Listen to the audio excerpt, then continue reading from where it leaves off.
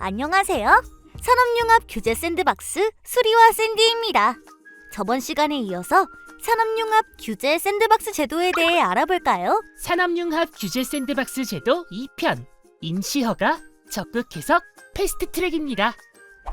임시허가란 안전성 등의 검증이 완료된 산업융합 신제품 서비스의 빠른 시장 출시를 목적으로 법령 정비에 앞서 임시로 허가를 부여하는 제도를 말해요. 2년 이내에 1회 연장 신청이 가능하고 법령 정비가 유효기간 내 이루어지지 않을 경우 법령 개정 시까지 임시허가의 유효기간이 연장돼요. 임시허가 신청 기준에는 첫 번째, 허가 등의 근거가 되는 법령에 해당 산업융합 신제품 서비스에 맞는 기준, 규격, 요건 등이 없는 경우 두 번째, 허가 등의 근거가 되는 법령에 따른 기준, 규격, 요건 등을 해당 산업융합 신제품 서비스에 적용하는 것이 맞지 아니한 경우 관련 행정기관은 규제 특례 승인과 함께 조속한 법령 정비를 착수해요. 임시허가 진행 절차에 대해 알아볼까요?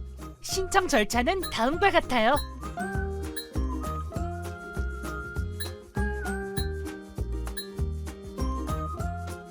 임시허가를 신청할 때는 임시허가 신청서와 아래 적힌 첨부 서류 6가지를 필수로 첨부해주세요. 각 서식별 추가 증빙 자료는 필요시 첨부해주시면 돼요. 임시허가에 관해 자주 하는 질문들을 살펴볼까요? 임시허가와 실증을 위한 규제 특례의 차이가 무엇인가요? 가장 큰 차이점은 목적인데요. 임시허가는 빠른 시장 출시가 목적이고 실증을 위한 규제 특례는 시험 및 검증이 목적이에요. 임시허가도 실증을 위한 규제 특례와 같이 일부 사업비 지원이 있나요? 아니요, 없습니다. 임시허가의 경우 시험 검증을 목적으로 하는 실증을 위한 규제 특례와 달리 시장 출시를 통한 수익사업 수행을 목적으로 해서 사업비 지원을 받을 수 없어요. 임시허가 기간 종료에도 관련 법령 정비가 되지 않은 경우 재신청이 필요한가요? 임시허가 승인을 받은 과제 관련 소부처는 유효기간 내 법령 정비 의무를 가지게 돼요. 법령 정비 기간 내 이루어지지 않는 경우 법령 개정 시까지 임시허가의 유효기간이 연장되는 것으로 간주해요. 또한 임시허가 부여 후 소관부처의 법령 정비 미비로 인해 사업이 중단되는 일은 없어요. 임시허가 주요 사례를 살펴볼까요? 가정용 수제 맥주 제조기에 관한 사례예요. 추진 배경은 가정에서도 캡슐을 활용하여 수제 맥주를 제조할 수 있는 제품 개발, 판촉 행사 진행이 필요했어요. 현행법상 신제품 판매를 위한 시음 행사를 진행하려면 주류 제조 면허와 관할 세무서의 사전 승인이 필요한데 면허 취득이 불가하여 사업화에 애로사항이 발생했어요. 시음 후의 용도 활용 제한, 국세청과 사전 협의 등의 조건으로 수제 맥주 홈브루에 임시허가를 부여했어요. 가정용 홈브루 보급 촉진을 통해 소비자 효용 증진을 기대 효과로 볼 수 있어요. 라떼아트 3D 프린터에 관한 사례예요. 식용 색소를 이용해 커피의 표면에 컬러로 그림을 인쇄하는 프린트 제품을 개발하게 되었어요. 식품위생법에 따르면 식용 색소는 식품 유형별로 사용량 기준을 정해 관리하지만 커피에는 사용량이 설정되어 있지 않아 식용 색소 사용 기준 개정이 필요했어요. 식품 첨가물의 일일 섭취 허용량 등을 고려해 커피 표면 장식에만 1kg당 0.1g 이하로 식용 색소를 사용하는 것을 조건으로 임시허가를 부여했어요. 커피에 고객이 원하는 이미지를 입혀 감성과 문화 욕구를 충족하는 서비스를 제공하는 등 커피 산업의 새로운 부가가치 제고를 기대하게 됐어요. 다음은 적극 해석에 대해 알아볼까요? 적극 해석이란 산업융합 촉진법상 규제 특례 부여 대상은 아니지만 임시허가, 실증 특례로 신청된 과제에 대해서 규제부처 협의 시 적극 해석을 통해 기업 애로를 즉시 개선하는 제도예요. 2019년 제2차 산업융합 규제특례심의위원회로부터 적극 해석 사례를 창출했어요. 적극 해석 업무 절차와 신청 방법에 대해 알아볼까요? 신청 절차는 다음과 같아요.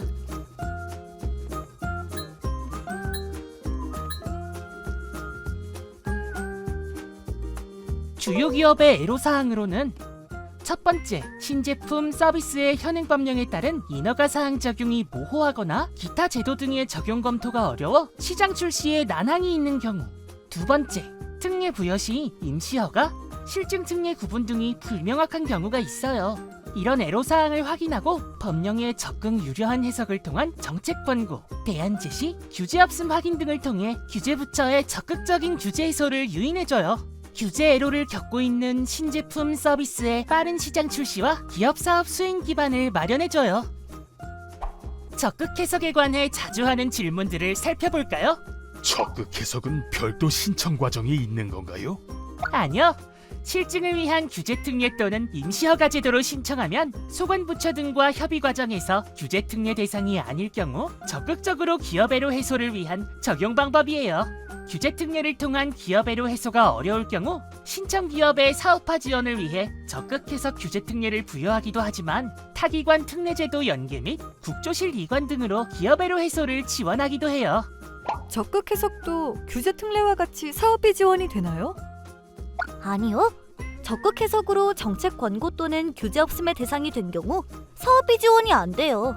신제품 서비스 관련 법령 정비 개정을 목적으로 도입 운영되는 산업융합 규제 샌드박스 제도는 법령 정비를 위해 유의미한 데이터 제공을 지원하는 취지로 재정 일부를 지원하고 있어요. 규제 특례 비대상은 모두 적극 해석을 적용받을 수 있나요? 실증을 위한 규제 특례 또는 임시허가 신청 대상에는 포함되어야 적극 해석 검토 대상이 되어 현행법상 신제품 서비스의 사업 수행을 위해 반드시 법령 정비 등이 필요한 경우에는 실증 특례, 임시 허가를 통해 법령 정비 전까지 규제를 면제 또는 유예해줘요. 반면 법령 정비는 필요하지 않지만 소관부처의 정책 또는 유권 해석으로 신제품 서비스의 사업 수행이 가능하면 실증 특례, 임시 허가가 아닌 적극 해석을 통해 신청 기업의 사업 수행을 돕게 돼요. 다음은 패스트 트랙이에요. 패스트 트랙이란 다수의 기업체, 산업계 등이 공통적인 규제 애로 해소 요구에 신속하게 대응하기 위해 심사 절차를 간소화하여 처리하는 제도예요. 승인 한 건과 동일 유사 신청건에 대해서 규제 특례 전문위원회 생략, 서면 심의 적용으로 승인 처리 기간을 단축해줘요. 패스트 트랙 진행 절차에 대해 알아볼까요? 신청 절차는 다음과 같아요.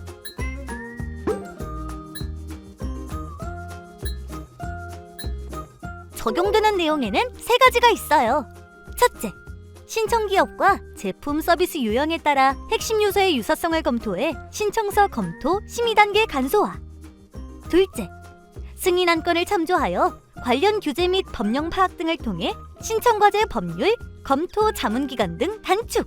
셋째, 규제 특례 전문위원회 생략. 규제 특례 심의위원회 서면 심의를 통해 심의 기간이 단축돼요. 미래를 열 여러분의 혁신, 현실로 만들어 보세요. 산업융합 규제 샌드박스 제도에 대해 더 궁금한 점이 있다면 1:1 밀착 상담회, 규제 상담센터, 법률 상담센터를 이용해 주세요.